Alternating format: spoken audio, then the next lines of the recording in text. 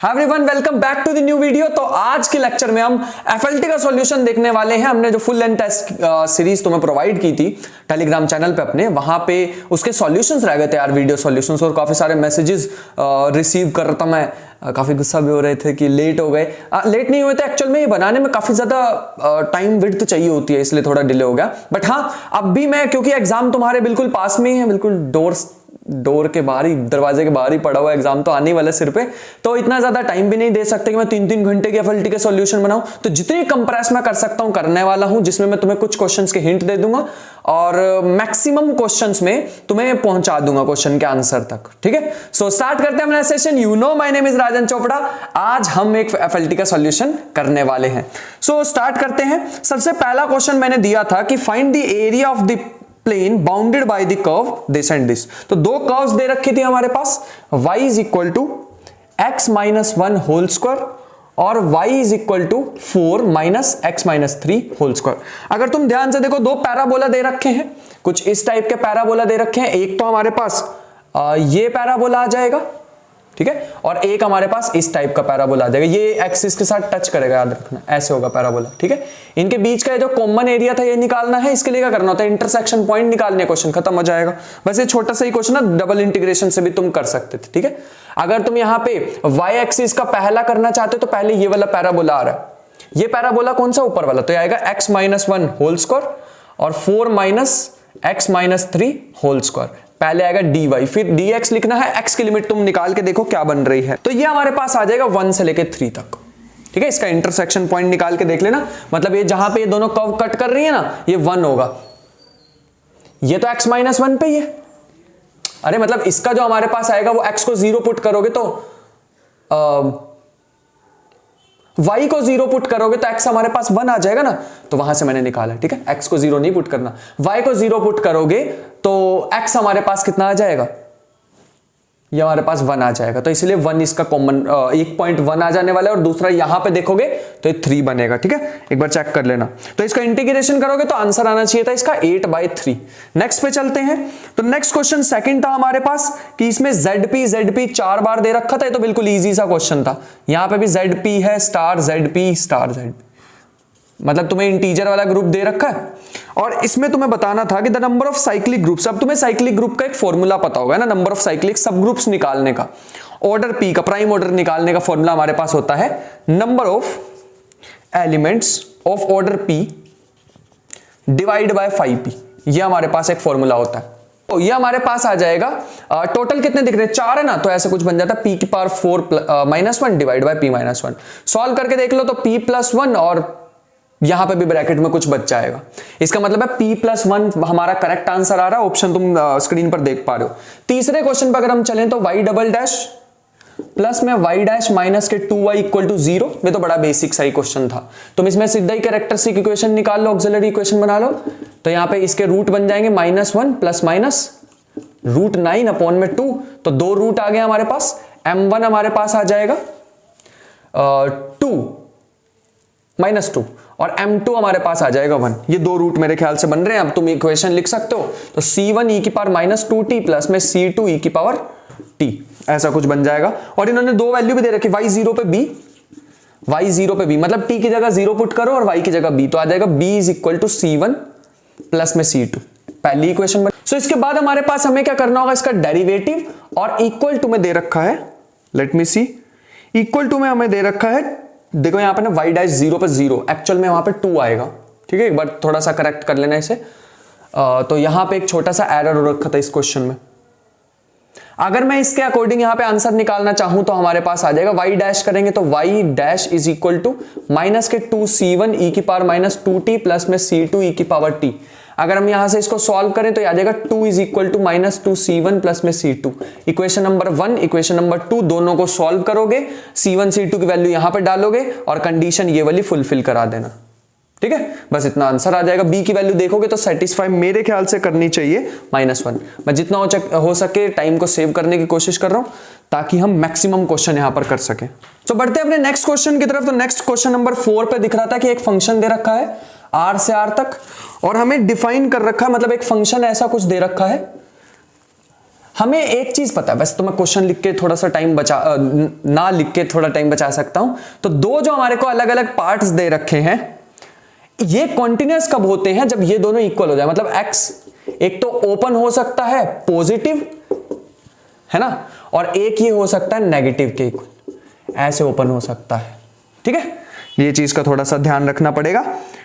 ये कब कब होने वाला है? When x minus 2 is greater than 0, और ये होगा x minus 2 less than equal to 0। ठीक है, अब ठीक है, तो यहां से अगर मैं पहली वाली इक्वेशन लूं तो यहां से आ जाएगा x square minus 3x equal to 0, तो x की वैल्यू 2 आ गई, 0 और 3। अगर दूसरे वाले से सॉल्व करूं तो माइनस के एक्स स्क्वायर इधर लेके आऊंगा तो माइनस के x equal to 0, minus x common लूंगा तो x की वैल्यू 0 और 1 आ गई। तो इसका मतलब 3 पॉइंट्स पे कॉन्टिन्यूअस है, जो भी इनके कॉमन पॉइंट्स होते हैं ना उस पे कॉन्टिन्यूअस होता है फंक्शन। तो हमारे पास आ रहे हैं 0 1 3, ऐसा ऑप्शन मेरे को ए दिखाई दे रहा है। नेक्स्ट पे चलते हैं, रैंक नलिटी थ्योरम पे एक क्वेश्चन दे रखा था। इन्होंने कहा एक ट्रांसफॉर्मेशन है Rn से Rn, which of the following statement implies T is bijective. T को बाइजेक्टिव प्रूव करना है। बाइजेक्टिव, बाइजेक्टिव में ना एक बात ध्यान रखना कि हमारे पास जो रैंक होता ना वही सारी डायमेंशन ले जाएगा।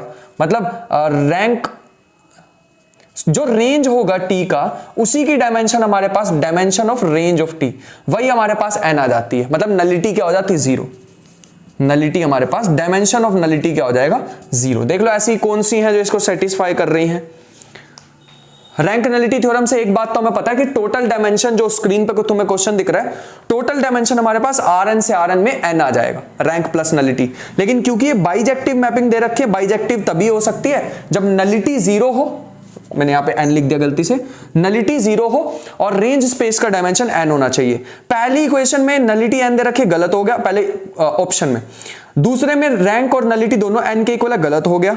तीसरे में हमारे पास rank plus nullity not equal to n, गलत हो गया। इक्वल टू n होता तो मान लेते, तो लास्ट ऑप्शन इज ट्रू। ठीक है, तो डी ऑप्शन आ जाएगा। क्वेश्चन नंबर चलते हैं 6 पे। 6 क्वेश्चन आसान था। इसमें क्या रखा है? दो ग्रुप दे रखे हैं। एक दे रखा है Z4 क्रॉस Z4, और ये दे रखा है एक एलिमेंट 1,3। H दे रखा। इसके लिए अगर तुमने मेरी शॉर्ट ट्रिक वाली वीडियो देख रखी है तो बहुत ज्यादा फायदा हो जाता तुम्हें, अगर तुम देख के आते तो। मैंने सारा वहां पे डिटेल में करा रखा है। पहले तो ये निकालो इस एलिमेंट का ऑर्डर कितना होगा इसमें इसका ऑर्डर कितना होगा यहां पे। तो अगर तुम ऑर्डर निकाल सकते हो तो ऑर्डर ऑफ एलिमेंट 1 3 हमारे पास आ जाएगा 4। निकाल के एक बार देख भी लेना चाहे तो। ठीक है, तो हमारे पास एलिमेंट का ऑर्डर कितना आ जाएगा? 4। और अगर तुम यहां पे देखो तो इसमें भी अगर मैं ऑर्डर ऑफ जी निकालना चाहूं तो मुझे पता है दोनों का, क्योंकि ये फाइनाइट है, दोनों का ऑर्डर अलग अलग हो जाएगा। ऊपर का ऑर्डर दिख रहा है 16, नीचे का है 4, तो इसका भी कितना आ जाएगा? 4 ही आ जाएगा हमारे पास। और मुझे पता है 4 का है ना, और 4 ऑर्डर के किसके आइसोमॉर्फिक होते हैं, तो ये हमारे पास आ जाएगा Z4 के आइसोमॉर्फिक। तो मेरे को ऑप्शन ए या डी में से चूज करना। आगे चलते हैं, H के बारे में भी बात कर लेते हैं। तो H में हमारे को एलिमेंट दिख रहा है 0। तो अब यहां पे अगर मुझे देखना है, H भी देखना है, H में दे रखा है Z8 0,4। एक मिनट में वीडियो देख लूं बन रही है कि नहीं। हाँ बन रही है। तो 0,4 में अगर हम देखेंगे इसका ओवरऑल डायमेंशन हमारे पास कितना आ जाएगा? 4। ये तो काफी बार करा दिए यार चीजें, है ना। अब तुम्हें क्वेश्चन ग्रुप में बहुत ढेर करा दिए ऐसी चीजें अब तो तुम। इसका हमारे पास ऑर्डर आ रहा है 4, और 4 किसके आइसोमॉर्फिक फिर से आ गया? ये फिर से Z4 के आइसोमॉर्फिक आ गया। तो ऐसा ऑप्शन मुझे दिख रहा है ऑप्शन डी, तो ये करेक्ट हो जाएगा। क्वेश्चन नंबर 7 पे चलते हैं। क्वेश्चन नंबर 7 तो इन्होंने कहा है G दे रखा है, Q is a set of rational numbers and let G is equal to irrational, और यूनियन दे रखा है 0। Then the under the usual addition of real number G is group. क्या G ग्रुप है? हमें पता है G में ना, अगर वो ग्रुप है, मान लेते हैं थोड़ी देर के लिए वो ग्रुप है, तो हमें पता है अगर मैं एक एलिमेंट उठा लूं G में से, इररेशनल नंबर लिया, और एक हमें पता है ये भी हमारे पास G में ही होगा, है ना। नेगेटिव भी तो होंगे ना यार, अगर पॉजिटिव है तो दोनों को ऐड कर दो। अगर एडिशन पॉसिबल है तो मैंने ऐड कर दिया दोनों को, और ऐड करने के बाद आने चाहिए थे ये G में। लेट अस सी एडिशन, इससे कैंसिल हो जाएगा, बचेगा 1, but 1 is a rational number, तो रैशनल तो नहीं आना चाहिए था इसमें, तो सिर्फ इररेशनल आने चाहिए थे। इसका मतलब ये तो क्लोज ही नहीं हुआ, मतलब एडिशन के रिस्पेक्ट में बना ही नहीं है तो ग्रुप।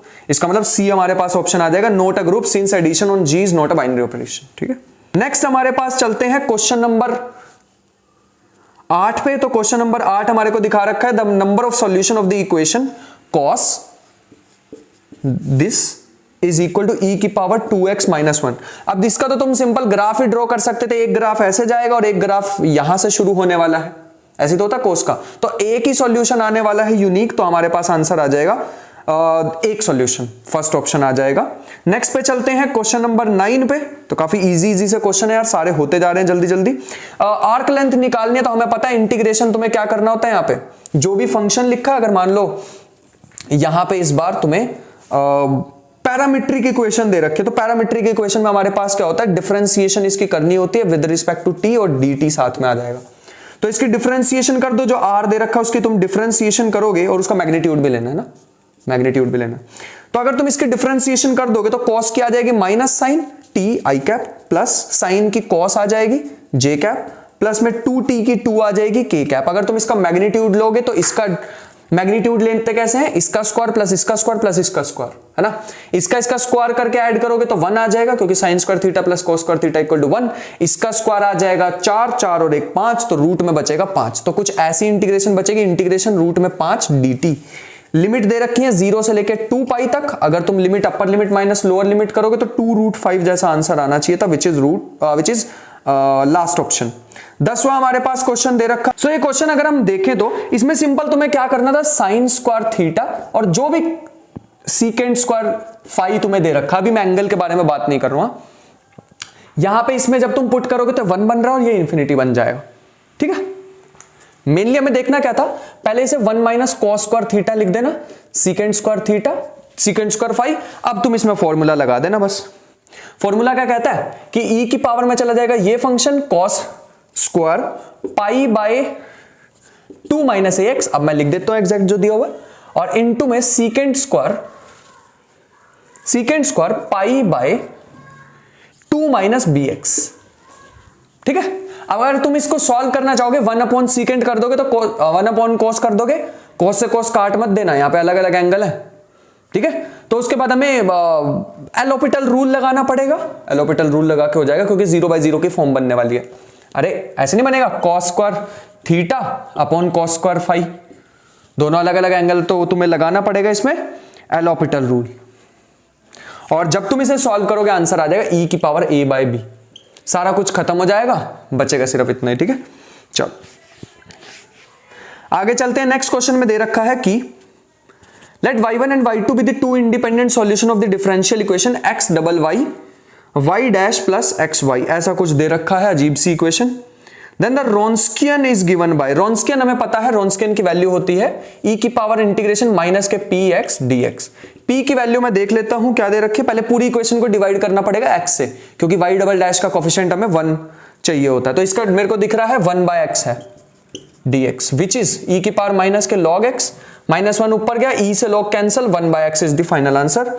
और ऐसा साथ में c भी आता है कांस्टेंट, c x की पावर -1 मुझे क्वेश्चन नंबर ऑप्शन तीसरा दिख रहा है। नेक्स्ट पे चलेंगे, 3 आइगन वैल्यूज दे रखे हैं, the eigen values of a 3x3 matrix PR 1 -2 3, ये 3 दे रखी है। तो हमें पता है मैं इससे पॉलिनोमियल बना लूंगा, पॉलिनोमियल बनाना बड़ा आसान है, लैम्डा -1 लैम्डा +2 लैम्डा -3, यही दे रखे ना, 1 -2 3, हाँ सही है। इसका पहले पॉलिनोमियल बना लेते हैं, तो ये बनेगा लैम्डा स्क्वायर,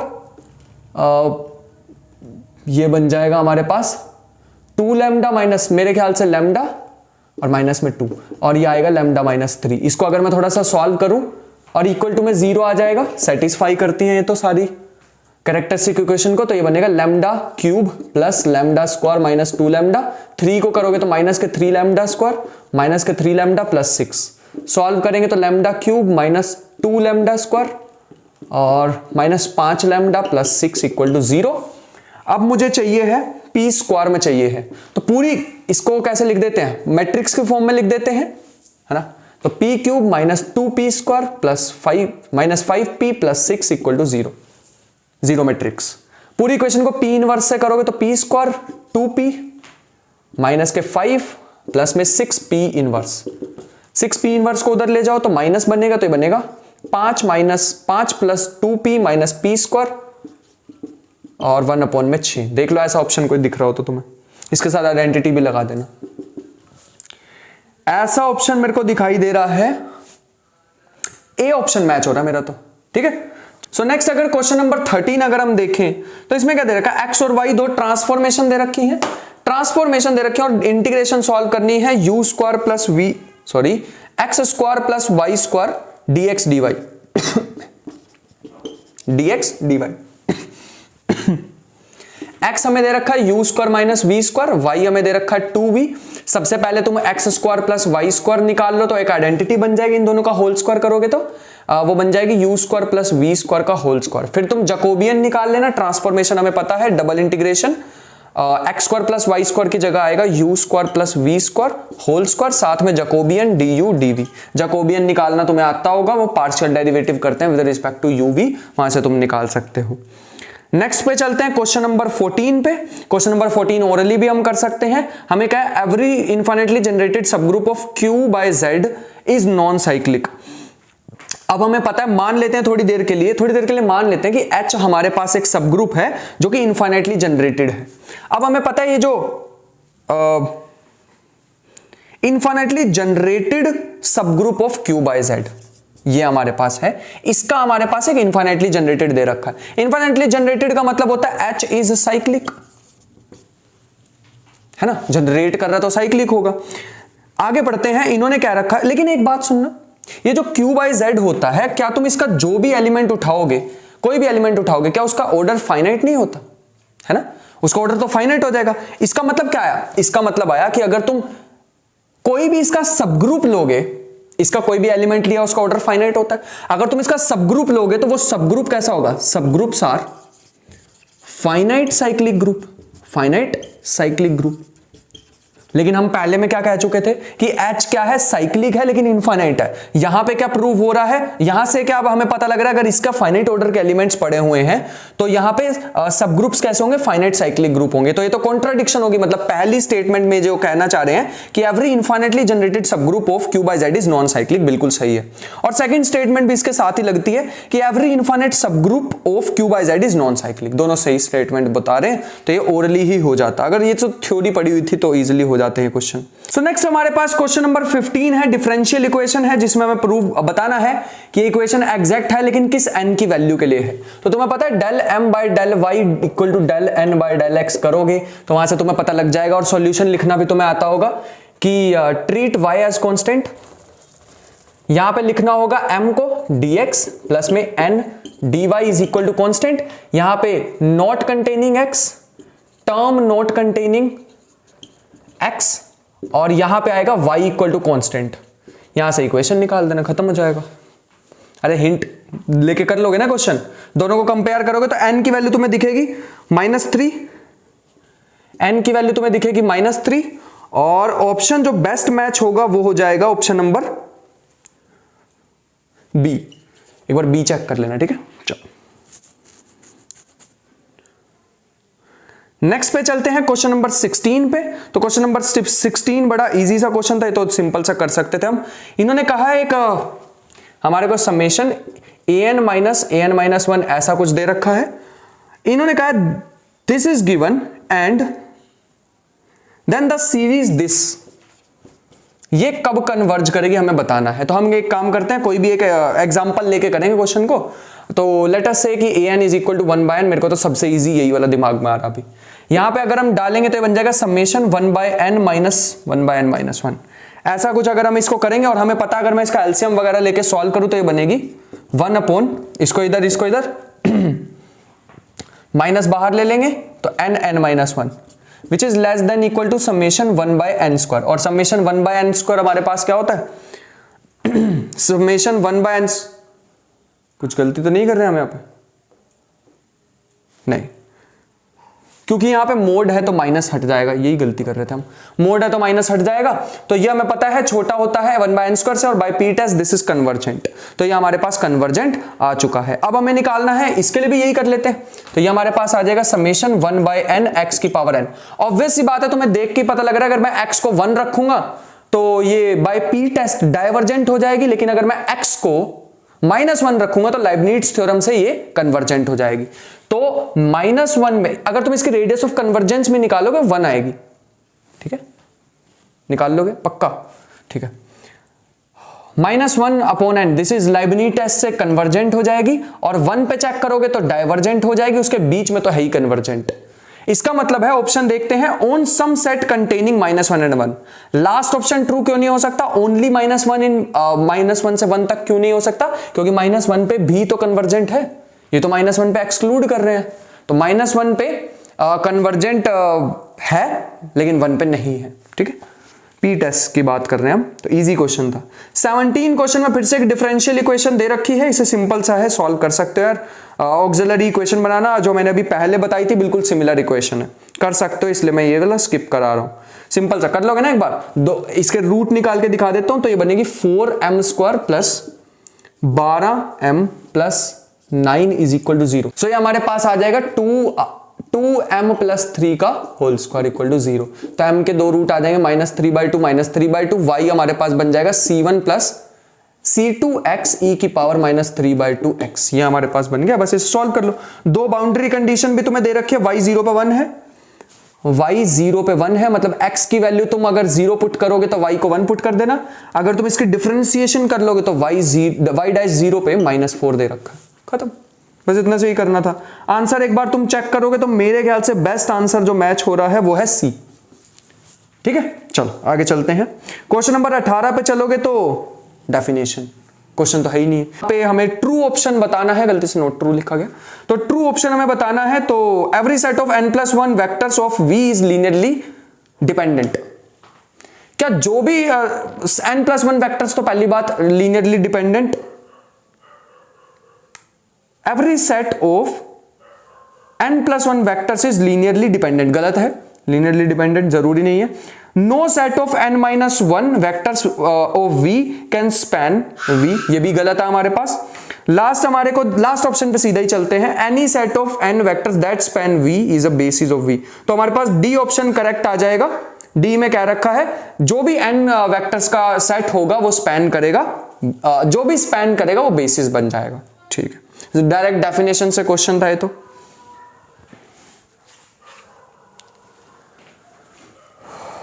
सो 18th क्वेश्चन अगर तुम ध्यान से देखो तो हमारे पास है ट्रू स्टेटमेंट बतानी, गलती से नॉट ट्रू है, तो सीधे ये तो डेफिनेशन ही है, तो मैं इसको जल्दी जल्दी पढ़ लेता हूं। लास्ट ऑप्शन अगर तुम पढ़ोगे, any set of n vector that span v is a basis, जो भी स्पैन करेगा वो बेसिस बना देगा, ऑब्वियस सी बात थी, डेफिनेशन से क्वेश्चन था। क्वेश्चन नंबर 19 पे चलोगे तो हमें रोल्स थ्योरम बतानी है, कब ट्रू होगी, fx is equal to log x, x की power alpha log x, x की पावर अल्फा log x। तुम खुद ही सोच के देखो, अगर मैं इसकी जगह अगर मैं f0 पे 0 भी है, ठीक है, f0 पे 0 भी बनाना, x की जगह 0 पुट करोगे, खुद सोच के देखो क्या अल्फा 0 हो सकता है? अगर अल्फा 0 हो गया ये पार्ट खत्म, अगर तुम 0 x की जगह डालोगे तो नॉट डिफाइन हो जाएगा, ऑप्शन के अकॉर्डिंग चल रहा हूं। अगर तुम यहां पे -1 डालोगे तो नीचे चला जाएगा, 0 डालोगे तबाही, फिर तुम इसमें -2 डालोगे फिर से नीचे चला जाएगा तबाही। तो एक ही ऑप्शन हमारे पास बचता है कि अल्फा को ग्रेटर देन 0 होना चाहिए, और ऐसा एक ही ऑप्शन मुझे दिखाई दे रहा है 2। ये तो बेसिक सा क्वेश्चन है, इसमें तो कैलकुलेशन की जरूरत ही नहीं पड़ी। चलो 20 नंबर क्वेश्चन अगर तुम ध्यान से देखो तो ये भी बिल्कुल सिंपल सा ही क्वेश्चन है, इसमें बताना है कौन सी स्टेटमेंट ट्रू है। तो अगर तुम पहली स्टेटमेंट पे जाओगे कि an/n is equal to l as n approaches to infinity, एक फाइनाइट नंबर को अप्रोच करेगा where l is greater than 0, और हमें क्या रखा है जहां पे ये जो an है ना, an also as n approaches to infinity also this is positive infinity, ये दिया हुआ है। अगर ये दोनों कंडीशन ये कंडीशन हमारे पास फुलफिल है तो ये हमारे पास ट्रू होता है। इसका एग्जांपल लेके भी कर सकते हो, काफी सारे प्रूफ मैंने तुम्हें करा रखे थे, अगर तुमने प्रैक्टिस काफी अच्छे से कर रखे तो तुम्हें डायरेक्ट इस पे टिक करके आ सकते थे कि ये ऑप्शन तो हमारे पास ट्रू है। लेकिन सेकंड इन जनरल ट्रू नहीं होता, ये कह रहे हैं हमेशा जब भी तुम लिमिट xn फाइनाइट है और लिमिट yn जो है वो भी फाइनाइट है, दोनों के दोनों फाइनाइट हमें दे रखी हैं। इन्होंने कहा जब भी तुम xn/yn करोगे limit x approaches to infinity, जब भी ये तुम करोगे तो एक l नंबर आएगा जो कि हमेशा ग्रेटर देन 0 होगा। जरूरी है? बिल्कुल जरूरी नहीं है, ठीक है, 0 भी हो सकता है और नेगेटिव भी हो सकता है। चलो आगे चलते हैं। जीरो भी हो सकता है, इसका ध्यान रखना, ये चीज जो है ना जीरो भी हो सकती है। 21 नंबर क्वेश्चन पे चलोगे तो तुम्हें दिखाई देगा सिंपल सम ही करना है ये, लेकिन एक कोडिंग वाला क्वेश्चन मुझे दे रखा है, इसे डिकोड करना पड़ता तुम्हें। 21 नंबर क्वेश्चन पे अगर तुम ध्यान से देखो तो इन्होंने कुछ ऐसा दे रखा है कि एक हमें सेट दे रखा है कुछ ऐसा 2 की पावर i 3 की पावर i 3 की पावर j, जहां पे i j 0 1 2 3 अप टू सोन चल रहे हैं। तो हम दो समेशन, इन्होंने कहा इसका सम बताओ, सम निकालने के लिए दोनों के अलग अलग समेशन कर दो, और इसमें जो s है वो कुछ 1/n टाइप का है और n हमारे पास इस टाइप का है, तो 2 की पावर i समेशन 1/3 की पावर j, दोनों gp सीरीज बन रही है, खत्म कर दो तो आंसर इसका 3 आ जाएगा। आंसर मैं लिख के लाया हूं अपने पास, ठीक है। अरे एक बार क्वेश्चन को ढंग से पढ़ के देखना, इन्हें s जो है वो 1/n टाइप का दे रखा है, ठीक है। नेक्स्ट पे चलते हैं क्वेश्चन नंबर 22 पे। तो क्वेश्चन नंबर 22 मैंने डायरेक्ट रटवा रखी थी, जिसको नहीं याद है S3 की अगर तुम क्लास इक्वेशन देखना चाहो तो कुछ ऐसी होती है 1 2 3 प्लस 2 4 6 प्लस में 3 6 9, ठीक है 3 6 9, तो इसका टोटल कर दो तो कितना आ जाएगा 36 आ जाएगा, ठीक है 36 आ जाएगा। नेक्स्ट पे चलते हैं 22 पे पहुंच गए हैं। 23 क्वेश्चन नंबर अगर तुम ध्यान से देखो तो इसमें तुम ऑयलर इक्वेशन का यूज कर सकते थे, x से मल्टीप्लाई x से डिवाइड कर दो, एक मिनट, हाँ x y ऐसा दे रखा ना, x y tan y by x, अगर तुम इसको भी x से मल्टीप्लाई x से डिवाइड करोगे तो क्या होगा x स्क्वायर, ऐसा कुछ। तो इसकी डिग्री कितनी दिखाई दे रही है 2, तो मेरे ख्याल से जो ऑप्शन बन जाएगा वो बन जाने वाला है सी ऑप्शन, ठीक है। x ऐसी होती है ना Euler equation, x del f by del x plus में y del f by del y is equal to N F, पढ़ी हुई ना ऐसी इक्वेशन, बस वही है ये। तो और यहां पे डिग्री आती है, ठीक है, n जो है वो डिग्री होती है पॉलिनोमियल की। नेक्स्ट 24 क्वेश्चन नंबर है, ऑगमेंटेड मैट्रिक्स बनानी थी, इसको एक बार चेक करके देख लेना। ऑगमेंटेड मैट्रिक्स और यूनिक सॉल्यूशन कहा है। यूनिक सॉल्यूशन के लिए क्या होता है, कंसिस्टेंट नहीं बोल रहे हैं वो, यूनिक सॉल्यूशन बोल रहे हैं। तो यूनिक सॉल्यूशन के लिए रैंक जो है वो ए का इक्वल आना चाहिए रैंक ऑफ ए बी से, याद रखना दोनों का इक्वल आना चाहिए यूनिक सॉल्यूशन के लिए। तो यूनिक सॉल्यूशन और ये किसके इक्वल होना चाहिए, नंबर ऑफ वेरिएबल्स के, नंबर ऑफ वेरिएबल्स मतलब कितना आना चाहिए इसका रैंक, 3 की मैट्रिक्स दे रखे ना, 3 की ही रहनी चाहिए, ठीक है। अरे कंसिस्टेंट तो तब भी हो जाएंगे ना जब दोनों इक्वल है, तो कंसिस्टेंट है। तीसरी कंडीशन मैंने लगा दी तो ये यूनिक सॉल्यूशन देगा। और इसमें इन्होंने कह रखा है कि बताओ फिर लैम्डा और म्यू की क्या वैल्यू हो सकती है। एक बात याद रखना कि तुम जब इसको पूरा सॉल्व कर लोगे एंड में, तो यहां पे लैम्डा -3 टाइप का कुछ आएगा, बस लैम्डा इक्वल टू 3 नहीं होना चाहिए, बाकी कुछ भी हो जाए कोई दिक्कत नहीं है। तो नेक्स्ट चलते हैं क्वेश्चन नंबर 25 पे। तो हमें यहां पर दिख रहा है कि एक फंक्शन दे रखा है, तुम्हें स्क्रीन पर वैसे तो दिख ही रहा होगा। इसमें इन्होंने कहा कॉन्टिन्यूअस डिफरेंशिएबिलिटी वगैरह चेक करनी है, पहले जो इंटीग्रेशन है इसे सॉल्व कर लेते हैं। 0 से x 5 प्लस 1 माइनस टी और dt, पहले इसको सॉल्व कर लेते हैं, क्वेश्चन तो बाद में ही करेंगे। तो अगर तुम यहां पे ध्यान से देखो तो मैं इसको ओपन ऐसे करूंगा, 0 से लेके 1, 0 से 1 5, अगर तुम 0 से 1 कोई भी नंबर डालोगे तो यहां ये पॉजिटिव ओपन होगा 1 माइनस टी dt, और अगर तुम इसको 1 से लेके कुछ भी डालोगे x तक तो ये ओपन होगा 5 plus 5 minus 1 minus T dt, कुछ ऐसा ओपन होगा, ठीक है। तो तुम इसको सॉल्व करके देखना। तो मैं डायरेक्ट बता देता हूं क्योंकि हमें तो यार टाइम सेव करना है। 1 प्लस 4x प्लस में x²/2, ठीक है, ये ऐसा कुछ आ जाएगा। अब ये एक चीज है और दूसरा फंक्शन में हमें दे रखा था 5x प्लस 2, ऐसा फंक्शन हमें दे रखा, और यहां पे x greater than equal to 2 है, x less than equal to 2 है। Let me check once again, greater than 2 है। हम पहले 2 पे चेक कर लेते हैं, डाल के देखो 2 यहां पे डालोगे तो कितना आएगा, यहां आएगा 12, एक मिनट 5x प्लस 1 है, 5x प्लस 1 यहां पे डालोगे तो आएगा 11, और यहां पे डालोगे तो 2 डाल लो, तो 2 पे हम कंटिन्यूटी चेक कर रहे हैं, 2 डालेंगे तो यहां पे 8 और एक 9 और 2 11 11 11 आ रहा है, मतलब कॉन्टिन्यूस तो है, कॉन्टिन्यूटी पे तो कोई दिक्कत नहीं आई। डिफरेंशिएबिलिटी एक बार चेक कर लेना, तुम्हें पता लगेगा 2 पे डिफरेंशिएबल नहीं आ रहा, not differentiable at x equal to 2, check कर सकते हो है ना। हाँ चलो आगे चलते हैं, क्वेश्चन नंबर 26 पे चलते हैं। तो क्वेश्चन जब भी मैंने बताया था तुम्हें ग्रेटेस्ट इंटीजर का क्वेश्चन आए, एक चीज की हेल्प लेते हैं, उसे बोलते हैं ये less than x less than x minus 1 और x के बीच में लाई करता है ये, इसकी हम हेल्प लेके अपना क्वेश्चन को सॉल्व करेंगे। इसमें दे रखा है x 2x अप टू सोन, ऐसी ऐसी चीजें हमें दे रखी हैं, तो इसके अकॉर्डिंग ही चलते हैं। x माइनस 1, फिर दूसरी टर्म हमारे पास क्या आ जाएगी, अच्छा इसको 2x बनाना ना, तो ये आ जाएगी 2x minus 1 plus up to so on, ये आ जाएगी, और less than x plus 2x plus up to so on less than x plus 2x plus 3x up to so on. ठीक है, यहां तक ध्यान रखना। ये हमारे पास बन जाएगा x 2x 3x up to सोन, जितने भी हैं ये बन जाएंगे n प्लस 1/2 नेचुरल नंबर का सम इनटू में x, और ये -1 -1 -1 माइनस n बन जाएगा, less than x plus 2x up to so on less than n plus 1/2x। अगर तुम पूरी इक्वेशन को डिवाइड कर दोगे n स्क्वायर से, तो इसको भी n स्क्वायर से, इसको भी n स्क्वायर से, इसको भी n स्क्वायर से, इसको भी n स्क्वायर से, तुम्हें नहीं लगता हम क्वेश्चन के पास ही पहुंच गए। As limit n approaches to infinity, चलो देख लेते हैं क्या बनेगा। ये तो पार्ट खत्म ही हो जाएगा इन्फिनिटी अप्रोच कराते ही। यहां पे इन्फिनिटी अप्रोच कराओगे तो मेरे ख्याल से बचेगा 1, और यहां पे इन्फिनिटी अप्रोच कराओगे 1 बचेगा या 1/2, 1/2 बचेगा, और यहां पे भी बचेगा 1/2। अगर ये बच रहा है 1/2 और ये भी बच रहा है 1/2, तो बाय स्क्वीज थ्योरम बीच वाले को भी 1/2 पे ही अप्रोच करना होगा।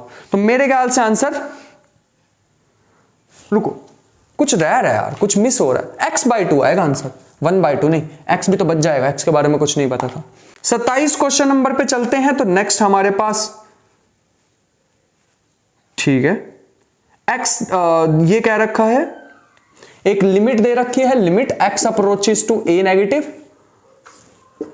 Mode of x cube divide by a minus x by a this, और होल क्यूब। अगर तुम बड़ी ध्यान से देखो तो हमें यहां पर दोनों को लिमिट को अलग अलग करके लिख सकते हैं, एक एक लिमिट पहले उठा लेते हैं। अगर मैं यहां पर इसको इसमें इंसर्ट कर दूं, तो क्योंकि a पॉजिटिव दे रखा, मोड की कोई जरूरत ही नहीं है, तो इसको लिख देना limit x approaches to a negative, इसको a cube divide by a लिखोगे तो a स्क्वायर आ जाएगा, सोचने की जरूरत ही नहीं थी। माइनस इस पे आ जाओ, अगर तुम यहां पे a रख के देखोगे, a से थोड़ा छोटा ही नंबर रख रहे हो ना, अरे x a नेगेटिव का मतलब होता है x a से थोड़ा सा छोटा, x किसको अप्रोच कर रहा है, a से थोड़ा छोटा नंबर, a से थोड़ा छोटा नंबर a डिवाइड करोगे तो लेस देन 1 आएगा, और लेस देन 1 का ग्रेटेस्ट इंटीजर 0 होता है, तो आंसर आ जाएगा a स्क्वायर। मेरे ख्याल से आंसर आना चाहिए a स्क्वायर। नेक्स्ट पे चलोगे तो हमारे पास fx(y), अगर तुमने फंक्शन ऑफ सेवरल वेरिएबल की मेरा लेक्चर देखा है, देखते टिक कर देते अगले क्वेश्चन को। नेक्स्ट क्वेश्चन अगर हम देखें तो हमारे पास ऑल्दो मैंने कई बार करा चुका हूं इस क्वेश्चन को, तो ये हमारे पास आता है fxy not equal to fix। I hope कि तुम्हें fx लिखना आता हो कि limit h approaches to 0 f of h, 0 minus में f 0 0 डिवाइड बाय h। ठीक है, ऐसा कुछ होता है, तो उसको एक बार चेक कर लेना। सो नेक्स्ट हमारे पास 29 क्वेश्चन नंबर दे रखा है, ट्रिपल इंटीग्रल है r dv, dv का मतलब r dx dy dz। z की लिमिट तो हमें पहले ही दे रखी है 0 से लेके 4 माइनस r स्क्वायर तक, और क्वेश्चन चिल्ला चिल्ला के क्या कहना चाह रहा है कि भैया पोलर कोऑर्डिनेट्स यूज कर लेना। Upper limit minus lower limit करी तो डबल इंटीग्रेशन r रूट में 4 minus r square dx dy, dz को पहले कर। अब ठीक है, यहां तक समझ आ गया, पोलर कोऑर्डिनेट्स यूज करने हैं, और r less than equal to 1 दे रखा है, r less than equal to 1। अगर तुम इसका डायग्राम ड्रॉ करके देखोगे तो xy प्लेन पे कैसी प्रोजेक्शन आएगी, एक सर्कल ही आएगा। डायरेक्ट मत कूद के पड़ जाओ कि भैया ये सर्कल दे रखा तो 0 से लेके 1 तक, इसकी जगह लिख देंगे r dr डी थीटा, यहां 0 से 1, यहां 0 से 2 पाई, खत्म हो गया क्वेश्चन। पहले प्रोजेक्शन देख लिया करो, मैंने एक क्वेश्चन भी कराया था, most confusing question in IIT jam history, video पड़ी होगी देख लेना। डायरेक्ट मत लिख के आया करो, पहले देखा करो कि XY प्लेन पे कैसी प्रोजेक्शन पड़ रही है, क्या वो पूरे सर्कल की प्रोजेक्शन है या सर्कल का आधा पार्ट है, 1/4 पार्ट है, 1/4 पार्ट है। ठीक है, उसे देख लिया करो। जब तुम इसे सॉल्व कर लोगे आगे तो ये आएगा 34/15 पाई। क्वेश्चन नंबर 30 पे चलते हैं। तो यहां पे हमारे को एक मैट्रिक्स दे रखी है, द मल्टीप्लिसिटी गैप बताना है, मतलब ज्योमेट्रिक मल्टीप्लिसिटी और अलजेब्राइक मल्टीप्लिसिटी में गैप बताना है। ठीक है, तो अगर तुम इसकी मैट्रिक्स बना के सॉल्व करोगे, मतलब आइगन वैल्यू हमें दे रखे ना -1, तो तुम सॉल्व करोगे matrix x y z w -1 और फिर से x y z w, तो तुम्हें पता लगेगा x equal to y equal to 0 आ जाएगा और z और w हमारे पास दो वेरिएबल आ जाएंगे। दो वेरिएबल का मतलब है हमारे पास डायमेंशन कितना हो जाएगा 2, -1 के कोरस्पॉन्डिंग दो हमारे पास वेक्टर्स आ जाएंगे जो स्पैन करेंगे स्पेस को। ठीक है, स्पैनिंग वेक्टर हमारे पास कितने आ जाएंगे, दो वेक्टर आ जाएंगे। ठीक है, कुछ इस टाइप के आ जाएंगे, मतलब 0 0 1 0 0 0 0 1, और क्योंकि ये लीनियरली इंडिपेंडेंट है तो स्पैन कर देंगे। तो टोटल आने कितने चाहिए थे, 4, तो कितना गैप आ गया इसमें, गैप हमारे पास आ रहा है 2 का। ठीक है, ये चीज ध्यान रखना, बस इतनी चीज ध्यान रखनी है। तो नेक्स्ट पे चलते हैं। नेक्स्ट हमारे पास आ रहा है एमएसक्यू क्वेश्चन। एमएसक्यू थोड़े से आसान ही थे इस वाले टेस्ट में, अगर तुम ध्यान से देखते तो पहला तो रीमान इंटीग्रेबल पे क्वेश्चन दे रखा है और बिल्कुल बेसिक सा ही क्वेश्चन दे रखा था इसमें, तो कि अगर तुम इसमें अपर रीमान सम निकालने की कोशिश करते तो अपर रीमान सम हमारे पास आ जाता समेशन 1 इंटू में delta x which is summation delta x which is 1/n। अगर n पार्ट्स में इसको डिवाइड करते तो हमारे पास ये आ जाता। As limit n approaches to infinity, ये खत्म ही हो जाता, तो अपर सम हमारे पास 0 और लोअर सम तो वैसे ही 0, क्योंकि इसका इन्फीमम हमें 0 दे रखा है। तो दोनों इक्वल आ गए और 0 के इक्वल है, तो मेरे ख्याल से आंसर आ जाता है 0, सिर्फ 0 आंसर आ रहा है। नेक्स्ट पे चलेंगे तो हमारे पास सेकंड क्वेश्चन में एक दे रखा है x plus y sine 1/x plus y. So यहाँ पे सिंपल सा ये है, तो अगर तुम xy को 0 अप्रोच कराओगे, ये हमारे पास -1 और 1 के बीच में एग्जिस्ट करता है, तो 0 इंटू सम फाइनाइट नंबर 0 ही हो जाएगा। तो ये तो ऑप्शन पहला करेक्ट दिख रहा है हमें। दूसरा हमें पार्शियल डेरिवेटिव्स चेक करने हैं, तो पार्शियल डेरिवेटिव भी एक बार देख लेते हैं यार, कि f ऑफ h, 0 माइनस में f of 0 0 divide by h, यही होता है लिमिट h अप्रोचेस टू 0, है ना। f ऑफ x निकालना है अगर हमें partial derivative with respect to x। तो अगर मैं गिवन क्वेश्चन पे वापस जाऊं तो मेरे ख्याल से बच जाएगा h साइन 1/h अपॉन में h माइनस 0। h से h तो कैंसिल हो जाएगा, लेकिन ये जो है ना, ये परेशान करने वाला फंक्शन होता है, तो ये हमारे पास कभी भी एग्जिस्ट नहीं करता। इसके अलग अलग वैल्यू आएंगे, 0 डालोगे, इसकी वैल्यू कहां से कहां एग्जिस्ट करती है, -1 से 1 तक, लेकिन मुझे नहीं पता क्या होगी, -1 या +1, पता नहीं। तो इसलिए ये फंक्शन हमारे पास ये तो एग्जिस्ट ही नहीं करेगा। ठीक है, अगर यही एग्जिस्ट नहीं कर रहा, क्या इसका डायरेक्शनल डेरिवेटिव एग्जिस्ट करेगा, बिल्कुल भी नहीं। तो बी और सी ऑप्शन गलत हो जाएंगे।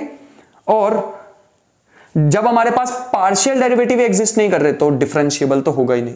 लेकिन ऐसे होता है कि डिफरेंशिएबल नहीं है, नॉट डिफरेंशिएबल, तो क्या पार्शियल डेरिवेटिव एग्जिस्ट नहीं करते ना, कर सकते हैं। स्टेटमेंट मैंने बहुत अच्छी बोली है, ध्यान से समझ लेना।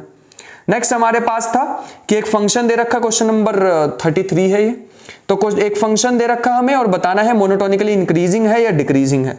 तो मोनोटोनिकली इंक्रीजिंग बताने के लिए सबसे पहले तो f(x) निकाल दो। f ऑफ x निकालने के लिए हम क्या करें, f' निकाल दो, सॉरी f' के लिए तुम इसमें लाइबनिट्ज थ्योरम लगा सकते हो। कैसे करते हैं, फंक्शन में पहले फंक्शन में अपर लिमिट पुट करोगे तो बनेगा e की power -1/x plus x 1/x, और फिर x की तुम्हें करनी होगी डिफरेंशिएशन। ठीक है, एक और भी x पड़ा हुआ है यहाँ पे। सो माइनस में अगर तुम लोअर लिमिट डाल के और लोअर लिमिट की डिफरेंशिएशन करोगे तो हमारे पास कुछ ऐसा बच जाएगा कि लोअर लिमिट भी हमारे पास लगभग सेम ही आ जाएगा, ये तो मेरे ख्याल से। तो 1/x और एक x तो पड़ा ही हुआ था, और उसकी भी डिफरेंशिएशन करोगे तो मेरे ख्याल से आ जाएगा -1/x²। ये वाला x ऊपर आ जाएगा ना, इसका रेसिप्रोकल हो जाएगा। तो ये मेरे ख्याल से थोड़ा गंदा सा लिख रहा हूं मैं, बट यार समझ लेना थोड़ा सा। माइनस माइनस प्लस, एक x से x कट जाएगा, तो ये पूरा सम होके मेरे ख्याल से बचेगा 2/x e की पावर -x प्लस 1/x और 1/x, ऐसा कुछ बचेगा। अब पढ़ते हैं आगे का क्वेश्चन। एक बार मैं देख लो ये साथ वाला t है या नहीं है। नहीं, ये मैं खुद से अज्यूम करी जा रहा हूं, यहां पे कोई t नहीं है। ठीक है, बस ये चीज का ध्यान रखना। अब पढ़ते हैं, क्या ये मोनोटोनिकली इंक्रीजिंग है। तो अगर मैं यहां पे ध्यान से देखूं तो ये सारा फंक्शन पॉजिटिव ही है, तो f' जो हमारा है वो ग्रेटर देन 0 होगा हर जगह पे। लेकिन इन्होंने बोला मोनोटोनिकली इंक्रीजिंग 1 से इन्फिनिटी, नहीं, आगे भी ये हमारे पास आगे भी इंक्रीजिंग ही होगा। यहां तो इंक्रीजिंग आ गया, 1 से 0 के बीच में या 0 से 1 के बीच में भी ये इंक्रीजिंग ही होगा, नेगेटिव हो ही नहीं सकता। नेगेटिव वैल्यू x की तरफ डालोगे जबरदस्ती, तभी हमारे पास होगा। अगर तुम f of x plus f of 1/x put करोगे तो आंसर ये बोल रहे हैं आना चाहिए 0। क्या ये मतलब तुम यहां पर डाल के देख लो, तुम यहाँ पे x और 1/x मतलब इसकी जगह x और 1/x डाल के देखोगे तो ऑब्वियस सी बात है यहाँ पे 0 आ जाने वाला है। एक बार चेक करके देख लेना। ऐसे ही हमारे पास d भी करेक्ट आ जाएगा, ये भी करेक्ट है, बस x की जगह तुम्हें d ऑप्शन में 2 की पावर x डालना होगा और 2 की पावर -x डालना होगा। बेसिक से क्वेश्चन है, इसलिए मैं ज्यादा इस पर फोर्स नहीं दे रहा हूँ, बट हाँ ये हम कर सकते थे क्वेश्चन। तो इसका ऑप्शन आ जाएगा, बस b करेक्ट नहीं होने वाला, बाकी सारे करेक्ट हैं। नेक्स्ट ऑप्शन पे अगर हम चले, नेक्स्ट क्वेश्चन पे चलेंगे तो हमें बताना है, ओरली मैं तुम्हें बता देता हूं, हो जाएगा तुमसे ये क्वेश्चन। हमें क्या करना था, एक स्टैंडर्ड बेसिस ले लेनी थी 1x(x²) की, और तुम्हें ट्रांसफॉर्मेशन दे रखी थी f dash f double dash. ठीक है, एक बार तुम्हें x की, एक बार तुम्हें यहां 1 रखना था, एक बार तुम्हें यहां पे x रखना था, एक बार तुम्हें यहां पे x² रखना था। एक मैट्रिक्स तैयार कर लेना, उस मैट्रिक्स में तुम देखोगे कि वो अपर ट्रायंगुलर मैट्रिक्स आ जाएगी। मैं एक बार दिखा भी देता हूं। सो ये हमारे पास कुछ इस टाइप से आ जाएगा कि t of 1 is equal to, इसकी डिफरेंशिएशन करोगे, पहले फंक्शन ऐसे, फिर इसकी डिफरेंशिएशन, फिर डबल डिफरेंशिएशन। तो इसको मैं ऐसे भी लिख सकता हूं 1 इंटू 1 प्लस में 0 इंटू एक्स प्लस में 0 इंटू x²। अगर तुम x की करोगे तो आ जाएगा x plus 1 plus 0 which is 1 into 1 plus 1 into x plus 0 into x²। t of x² की करोगे तो x², फंक्शन ऐसे ही, एक बार डिफरेंशिएशन एक बार डिफरेंशिएशन, तो 2 into 1 plus 2 into x plus में 1 इंटू x²। अगर मैं इसकी मैट्रिक्स बना दूं तो 1 1 2 0 1 2 और 0 0 1, अपर ट्रायंगुलर मैट्रिक्स तो आ गई है। ऑप्शन पढ़ते हैं, क्या ये अपर ट्रायंगुलर मैट्रिक्स है? सी ऑप्शन करेक्ट हो गया। ठीक है, और ये इन्वर्टिबल मैट्रिक्स भी है, इसका डिटर्मिनेंट नॉन जीरो आएगा। ठीक है, इन्वर्टिबल है तो इसका मतलब हम कह सकते हैं, अच्छा एक और बात बताओ, इसका रैंक कितना है? रैंक हमारे पास आ जाएगा या डायमेंशन हमारे पास आ जाएगा? रैंक की ही बात कर लेते हैं। रैंक हमारे पास आ जाएगा 3। कब पॉसिबल है? कब पॉसिबल है मतलब नलिटी खत्म, नलिटी तो है ही नहीं। अरे रैंक कितना आ गया तो नलिटी ऑफ टी कितनी हो जाएगी? 3, सॉरी 0। नलिटी हमारे पास 0 हो जाएगी। रैंक नलिटी थ्योरम से हमारे पास 3 आंसर आ जाएगा। ये तभी पॉसिबल है हमारे पास जब टी क्या हो, 1 1 एंड ऑन 2। तो ऑप्शन देख लेते हैं, मेरे ख्याल से बी ऑप्शन करेक्ट होगा और सी ऑप्शन करेक्ट होगा, बस इतना ही काफी है। बी और सी ऑप्शन करेक्ट हो जाएंगे। नेक्स्ट क्वेश्चन हमारे पास क्वेश्चन नंबर 5 है। तुम्हें सबकी रेडियस ऑफ कन्वर्जेंस निकाल के देखनी है। बेसिक सा ही क्वेश्चन है, तुम कर सकते थे कि मतलब 1/n फैक्टोरियल है तो उसकी रेडियस ऑफ कन्वर्जेंस निकाल लो, an+1 अपॉन में an निकाल सकते थे, ये आ जाएगा n+1 का फैक्टोरियल और n का factorial which is n 1/n+1 1/n+1 ऐसा कुछ आ जाएगा। मतलब रेडियस ऑफ कन्वर्जेंस हमारे पास 1 रेडियस ऑफ कन्वर्जेंस हमारे पास ये आ जाएगी, तो रेडियस ऑफ कन्वर्जेंस इंफिनिटी आ जाएगी, मतलब हर जगह ये हमारे पास कन्वर्जेंट होगा। ठीक है, दूसरे ऑप्शन में भी ऐसे ही करना था। दूसरे ऑप्शन की रेडियस ऑफ कन्वर्जेंस 1 आ जाएगी क्योंकि उसमें तो कोफिशिएंट है ही नहीं। तीसरे ऑप्शन अगर तुम निकालोगे तो उसकी रेडियस ऑफ कन्वर्जेंस 0 आ जाएगी। रेडियस ऑफ कन्वर्जेंस का मतलब वो कहीं पे कन्वर्जेंट होगा ही नहीं, सिर्फ 0 को छोड़ के। अगर x की वैल्यू जबरदस्त 0 ही डाल दो फिर तो समेशन ही खत्म, फिर ही कन्वर्जेंट हो पाएगा। और लास्ट ऑप्शन भी अगर तुम देखोगे तो लास्ट में क्या दे रखा है, 1/n x की पावर n कन्वर्जिस, तो इसकी भी रेडियस ऑफ कन्वर्जेंस निकालोगे मेरे ख्याल से 1 आ जाएगी। ठीक है, हाँ 1 आ जाएगी, देख लेना इसके एक बार। नेक्स्ट चलते हैं क्वेश्चन नंबर 6 पे। तो क्वेश्चन नंबर 6 एक डिफरेंशियल इक्वेशन दे रखा है, बिल्कुल बेसिक सा क्वेश्चन है यार ये, तो ये कर सकते हो तुम। यहां पे हमारे पास डिफरेंशियल इक्वेशन में 1 + e की power x, linear differential equation है तो पहले मैं इसको बना लेता हूं। y डैश 1 अपॉन में 1 + e की power x, y is equal to 1 upon, यहां पे e की पावर x एक और पे 1 + e की पावर x। इंटीग्रेटिंग फैक्टर अगर तुम निकालोगे तो e की power ex plus this integration में इंटू dx। यहां से निकालोगे तो log 1 + e की पावर x, log से e कैंसिल होगा, 1 + e की पावर x। इंटीग्रेटिंग फैक्टर आ चुका है तो y इंटू में integrating factor is equal to में इंटीग्रेटिंग फैक्टर इनटू में 1 प्लस दिस प्लस में c, तो ये कट के x ही आ जाएगा, तो y की वैल्यू आ रही है x प्लस में c अपॉन में 1 प्लस e की पावर x। बाउंड्री कंडीशन मेरे ख्याल से तुम्हें दे रखी है y 0 पे 2, तो y 0 पे 2 तुम्हें दे रखा है, इसमें पुट करो x की जगह 0 y की जगह 2, तो आ जाएगा c अपॉन में 1, तो c की वैल्यू 2 आ गई है, तो बन जाएगा y equal to x plus 2 divide by 1 plus e की पावर x। यहां पे एक हमारे पास एक थोड़ी सी मिस्टेक हो रही है, e की पावर 0 भी 1 ही होना चाहिए था ना, तो यहां 4 आना चाहिए था, यहां भी 4 आ जाएगा, तो इन्होंने कहा अगर तुम y की -4 डालोगे तो आंसर 0 आएगा, करेक्ट है। ये कह रहे हैं अगर तुम -2 डालोगे तब भी करेक्ट है, नहीं वो करेक्ट नहीं होगा। क्या इसमें कोई क्रिटिकल पॉइंट होने वाला है? क्रिटिकल पॉइंट के लिए y डैश इक्वल टू 0 करते हैं, तो इसकी तुम डिफरेंशिएशन करना, इक्वल टू 0 रखना, तुम्हें पता लगेगा यहां पे इसकी तुम्हें डिफरेंशिएशन करके इक्वल टू 0 रख के देखना कोई x की वैल्यू आ रही है या नहीं आ रही है, ठीक है। एक बार चेक करना पड़ेगा यार इसके लिए, तो मेरे ख्याल से एक पॉइंट आ जाएगा, ठीक है। कैलकुलेटिव पार्ट है, करके देख लेना, बस डिफरेंशिएशन करके इक्वल टू 0 रखना और कुछ भी नहीं करना। नेक्स्ट पे चलते हैं, ओरल करने वाला क्वेश्चन था, g be a finite number of order n 2n+1 for some n belongs to capital N, मतलब natural numbers, x belong to g such that order of x is greater than equal to order of g divided by 2, ये हमारे पास आ रहा है। तो हमें पता अगर g का ऑर्डर हमें दे रखा है 2n+1, तो ये हमारे पास आ जाएगा, यहां से हमारे पास आ जाएगा order of x greater than equal to 2n+1 divide by 2 which is greater than equal to n+1 by 2 which is greater than equal to n+1। So यहां से अगर हम ध्यान से सोचें तो ऑब्वियस सी बात है हाफ तो हो नहीं पाएगा, तो ऑर्डर ऑफ x हमारे पास हो जाएगा n+1, ठीक है। और एक बात हमें लैग्रांज थ्योरम से पता है कि order of element divides order of group, इसका मतलब है ऑर्डर ऑफ x जो है वो डिवाइड किसको करेगा, 2n+1 को, और साथ ही साथ हमें यह भी पता है ऑर्डर ऑफ x जो है वो greater than equal to n+1 है। यहां से हमें एक बात पता चल रही है which implies g is cyclic, इस चीज का थोड़ा सा हमें ध्यान रखना पड़ेगा, ठीक है। चलो नेक्स्ट पे चलते हैं, तो एक ही ऑप्शन इसमें ट्रू आ जाएगा, g साइक्लिक, क्योंकि सारे साइक्लिक ग्रुप अबेलियन नहीं होते हैं, तो इसलिए ए ही ऑप्शन करेक्ट आ जाएगा, ठीक है। नेक्स्ट है हमारे पास गामा इंटीग्रल को सॉल्व करना है, बड़ा आसान सा क्वेश्चन है। तो गामा इंटीग्रल सॉल्व करने हमें आते हैं x³ e की पावर -4x dx, ये हमें दे रखा है, ठीक है। अगर तुम यहां पे ध्यान से सोचो तो इस 4x को पुट कर दो t, अगर तुम 4x को t पुट करोगे तो x आ जाएगा t/4, तो dx इक्वल टू dt/4, ये हमारे पास बन जाएगा t/4 होल क्यूब इनटू में e की पावर -t dx। अब ये हमारे पास क्या बन चुका है, गामा, है ना। 4 को बाहर लोगे तो कितना आ जाएगा, 64, यही तो आएगा 64, और ऊपर कितना आ जाएगा 3 फैक्टोरियल डिवाइड बाय 64, जो भी आएगा वो आंसर 64 ही आएगा क्या?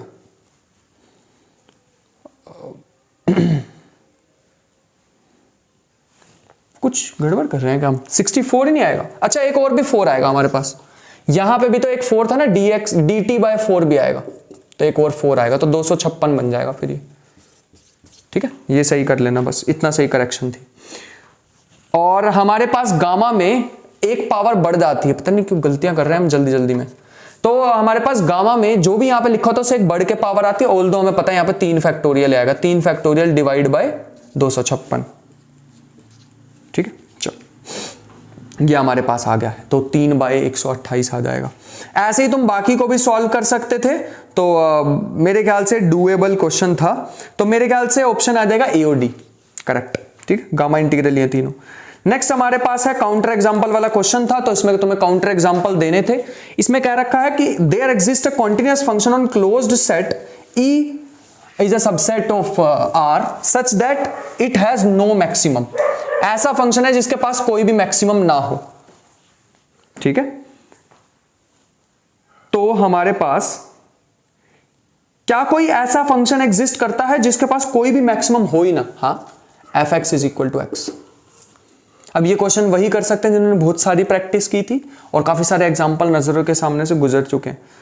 दूसरा है हमारे पास there exist a continuous function on bounded set, याद रखना है क्लोज्ड की बात थी, अगला बाउंडेड कह रखा, बाउंडेड विच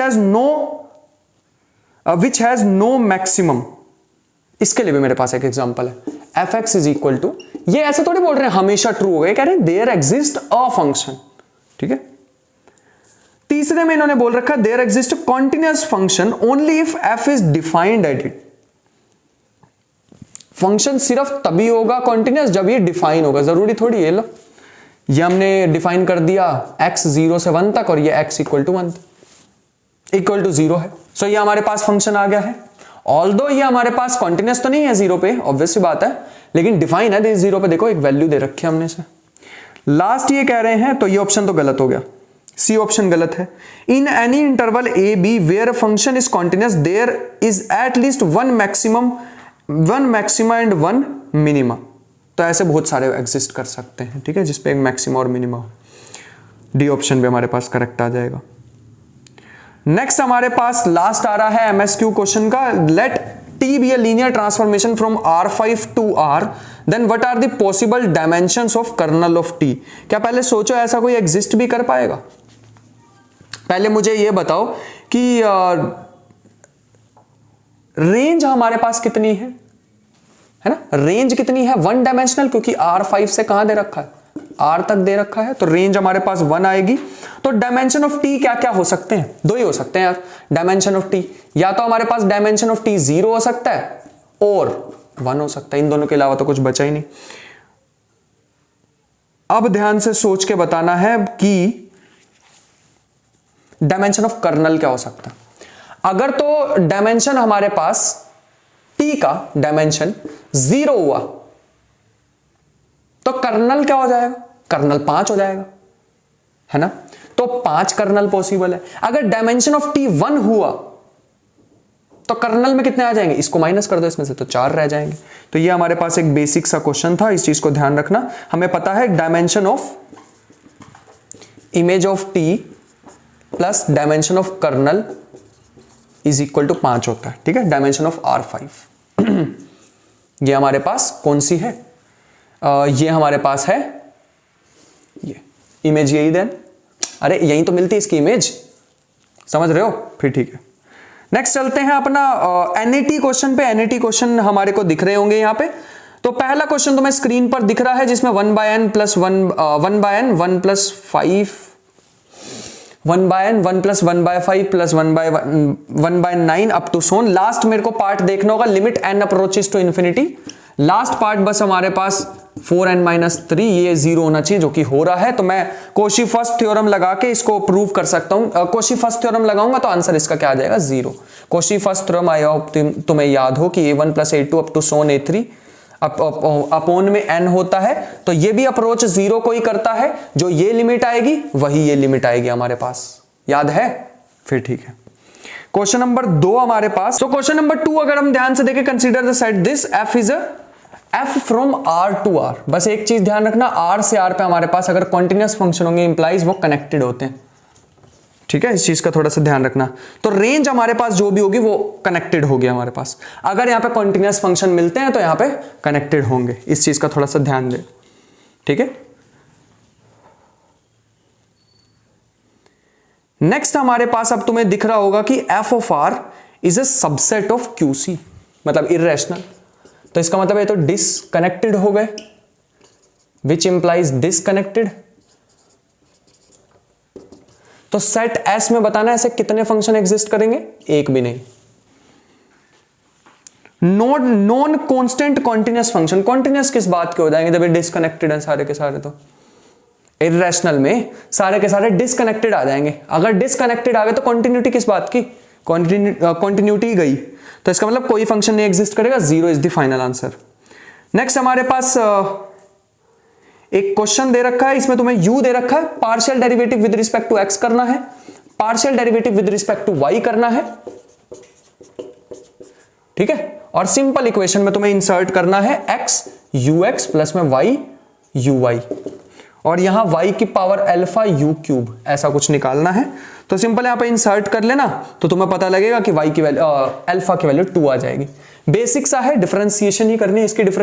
u दे रखा था 1 माइनस 2xy प्लस में y स्क्वायर पावर में -1/2 कर लोगे ना differentiation u with respect to x, क्या आ जाएगी? माइनस आगे 1 माइनस 2xy प्लस में y स्क्वायर माइनस में 3/2 साथ में x के साथ में डिफरेंशिएशन करनी तो माइनस में 2y आ जाएगा। ऐसे ही y के रिस्पेक्ट में करोगे इसमें डाल देना।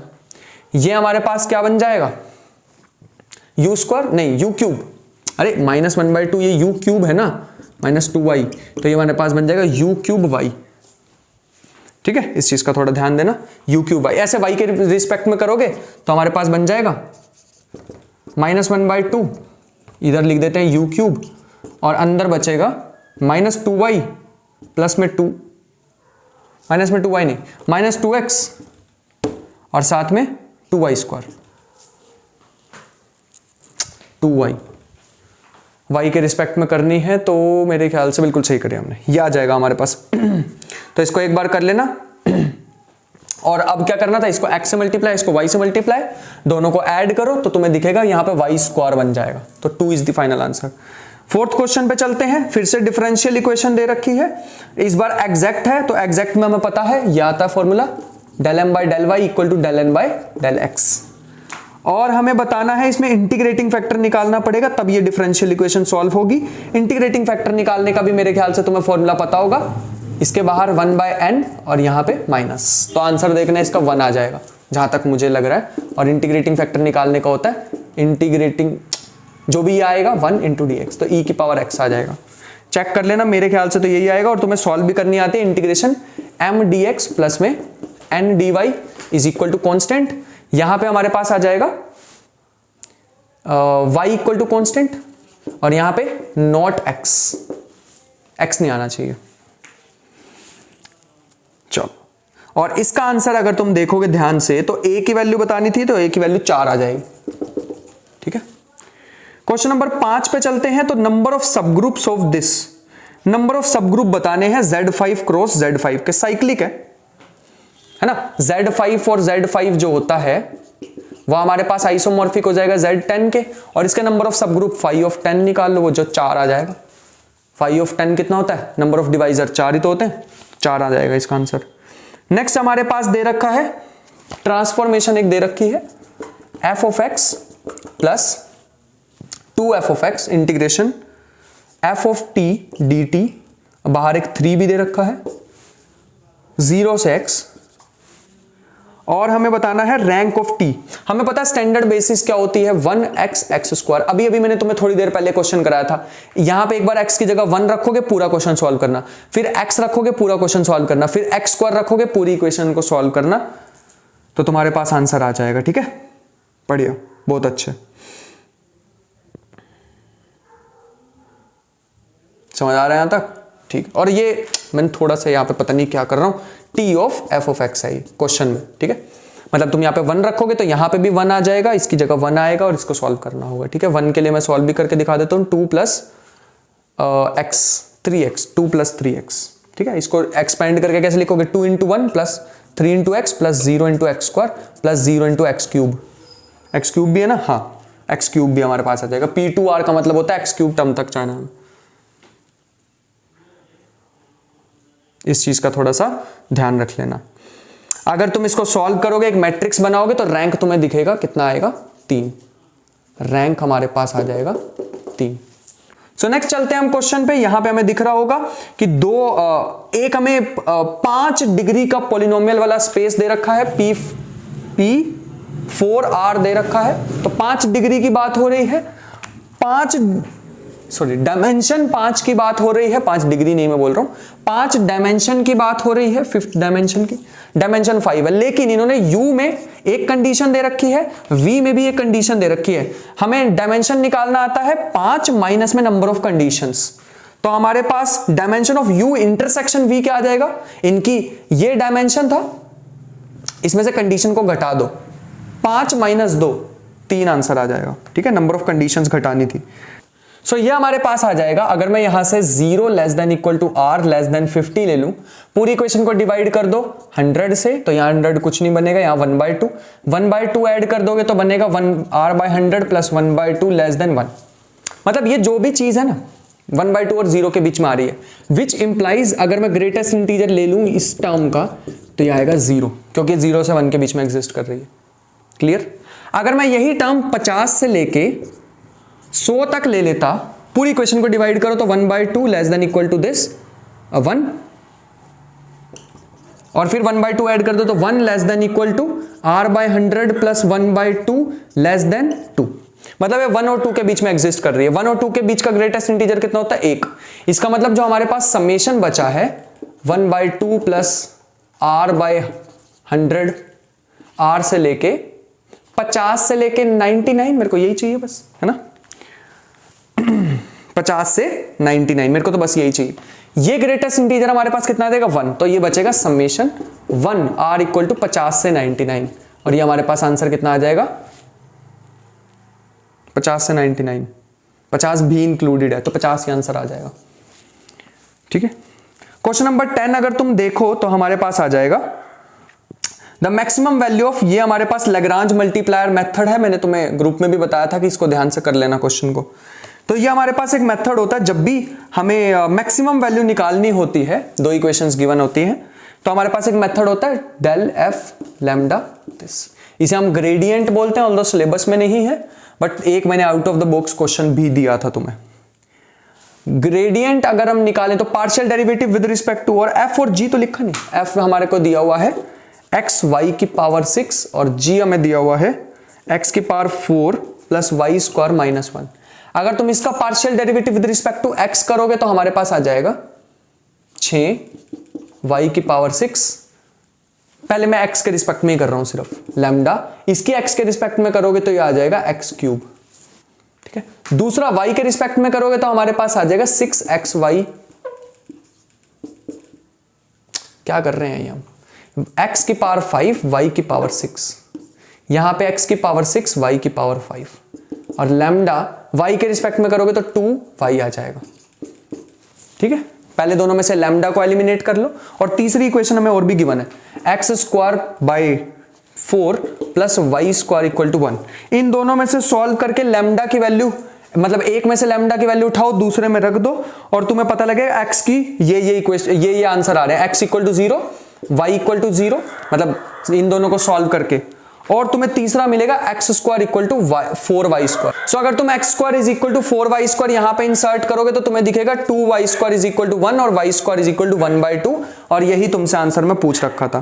क्वेश्चन नंबर 11 पे अगर हम चलें तो तुम्हें दिखेगा an is equal to, question तुम्हें दिख रहा होगा an is equal to n square plus 4n minus 5 upon में n स्क्वायर प्लस 9।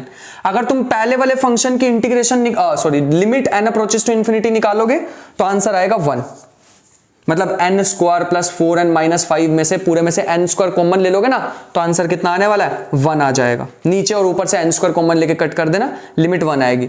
अब साइन स्क्वायर थीटा की मैक्सिमम और मिनिमम वैल्यू क्या होती है? मैक्सिमम वैल्यू 1 होती है, मिनिमम वैल्यू 0 होती है, क्योंकि स्क्वायर दे रखा, स्क्वायर ना होता तो -1 होती मिनिमम वैल्यू। तो मैक्सिमम वैल्यू हमारे पास आ जाएगी, मैक्सिमम वैल्यू आ जाएगी 1, मिनिमम वैल्यू आ जाएगी 0। पहले वाला जो पार्ट था हमारे पास वो तो 1 ही आ रहा है ना, और साइन की मैक्सिमम और minimum value, limit superior limit inferior हमें निकालना है। सुपीरियर निकालोगे तो 1 आ जाएगी, इंफीरियर निकालोगे तो 0 आ जाएगी, और 1 + 0 1 आ जाएगा। ठीक है। चलो, मेरे को पता मैं बहुत फास्ट करा रहा हूं बट टाइम कम है यार अपने पास। नेक्स्ट हमारे पास क्या आ जाएगा? Let T be a linear map from R5 to R2 whose null space is equal to this. Null space हमारे पास ये दे रखा है। अगर तुम इसका रैंक निकाल के देखोगे, सॉरी डायमेंशन हमारे पास कितना आ जाएगा? 3 तो कंडीशन ही दे दी, तो 5 - 3 हमारे पास कितना आ जाएगा? 2 हमारे पास आ जाएंगी dimension of null space, nullity of T. तो हमारे पास रैंक कितना आ जाएगा? रैंक हमारे पास टी आ जाएगा 3। ये नल स्पेस का है, ये रैंक, ये नलिटी है, ये रैंक। सो यहां पे हमारे पास रैंक कितना आ रहा है? 3, और हमें जो इमेज दे रखी थी वो क्या दे रखी थी? R2। ये तो कॉन्ट्रडिक्शन हो गई है ना, तो इसका मतलब है यहां पे एक भी ऐसा फंक्शन एग्जिस्ट नहीं करेगा, तो 0 आंसर आ जाएगा। ये तो बड़ा आ गया रैंक। नेक्स्ट चलते हैं क्वेश्चन नंबर 13 पे। क्वेश्चन नंबर 13 फिर से, अच्छा ये तो ऑर्थोगोनलिटी, ऑर्थोगोनल ट्रैजेक्टरी वाला क्वेश्चन है। ऑर्थोगोनल ट्रैजेक्टरी में क्या करते हैं? कांस्टेंट एलिमिनेट कांस्टेंट को जैसे ही तुम एलिमिनेट कर लोगे उसके बाद तुम्हें क्या करना होता है? डिफरेंशिएशन dy/dx, फिर डिफरेंशिएशन करने के बाद इसको रिप्लेस करना होता है -dx/dy से। -dx/dy से रिप्लेस करो और तुम्हारा आंसर आ जाएगा।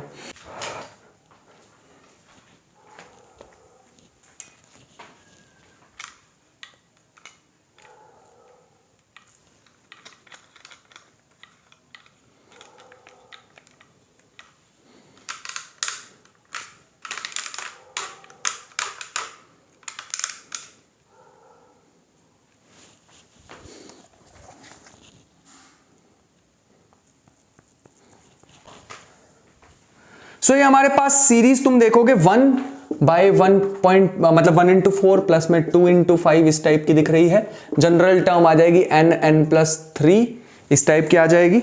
और अगर तुम इसको समेशन में से मतलब अलग करके लिखना चाहते हो तो ऐसे भी लिख सकते हो n+3 टाइप का, है ना, क्योंकि जब तुम इसका एलसीएम लोगे 3 से 3 कट जाएगा वापस वैसे ही। और समेशन जब तुम इसे सॉल्व करके देखो मतलब तुम इसे समेशन को अंदर लेके जाओगे सारी टर्म्स कैंसिल होंगी, तो मेरे ख्याल से ये बचेगा 1/1 + 1/2 + 1/3 1/n + 1/n+2 + 1/n+3। बाकी सारी टर्म्स कैंसिल हो जाएंगे, चाहे एक बार देख भी लेना। ये n अप्रोचेस टू इन्फिनिटी, ये भी खत्म, ये भी खत्म, ये भी खत्म, बचेगा 1/3 1 + 1/2 + 1/3, जो कि कैलकुलेट करोगे मेरे पास डायरेक्ट आंसर है 0.611। 15 क्वेश्चन नंबर पे चलोगे, फिर से हमारे पास एक डिफरेंशियल इक्वेशन का क्वेश्चन है एग्जैक्ट का। दोनों साइड डिफरेंशिएशन करनी है और इसमें दोनों साइड डिफरेंशिएशन करके इक्वल करा और कंपेयर करके मुझे वैल्यू बतानी है mn की।